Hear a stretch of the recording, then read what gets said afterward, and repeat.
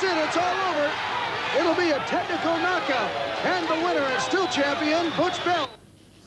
Well, that's got to be the understatement of the year. It might begin to hurt, remember, between rounds 5 and 6. But just in case any of you youngsters get the urge to let loose on each other after seeing that, I must stress that no one who hasn't had a proper training in the arts of the sport should try experimenting. Karate is certainly not a do-it-yourself business.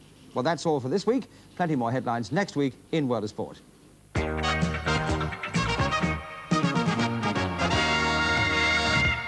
Well, now what about the next 4 hours? Well, it's a very important day for racing with the running of the 2,000 guineas, and that classic is the culmination of our outstanding ITV 6 that includes 2 other races at Newmarket and 3 from Haydock Park. Then, in Sports Special, ice hockey from Boston with Stanley Cup semi-final action, the Bruins versus the holders Montreal Canadiens. And down in sunny Florida, the world's greatest high divers compete in a world record challenge. And for it to count, the winning dive will have to be over 157 feet. And that's got to be a spectacular plunge by any standards. Half-times at 3:45 are followed by today's wrestling at 4. But first, let us leave sport for about 5 minutes, in which time ITN present their lunchtime bulletin. The newscaster is Rory MacPherson.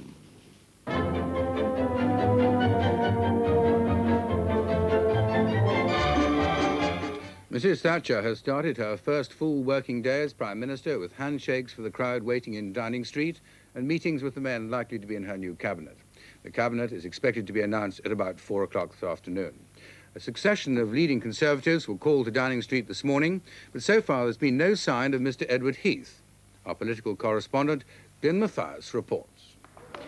There was a small crowd of sightseers and well-wishers in Downing Street this morning when Mrs. Thatcher arrived after spending the night in her Chelsea home. She's expected to move into Downing Street to live as soon as she can.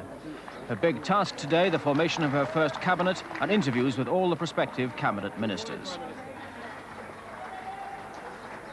Among the first to arrive was Lord Hailsham on his bicycle. He's been Lord Chancellor before and will probably take the same office again.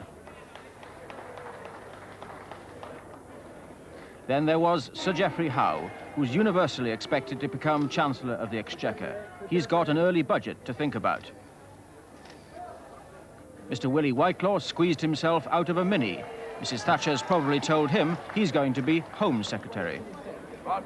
Oh, I've been waving, yes, I'll wave again. Okay, very good.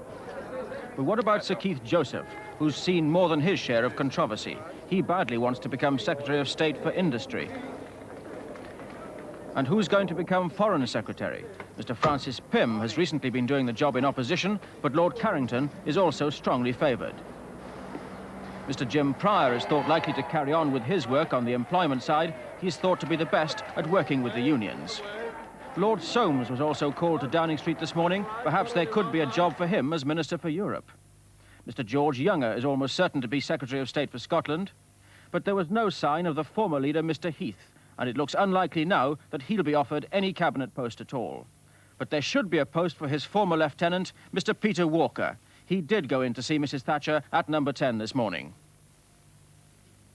President Carter has asked his Secretary of State, Mr. Vance, to arrange talks with the new British Foreign Secretary as soon as he's appointed. And Mr. Carter has said he'll be meeting Mrs. Thatcher within a month. She and I will be exchanging messages and letters. We will be meeting with each other next month at the latest in Tokyo, and we've made arrangements to have a private meeting so that we can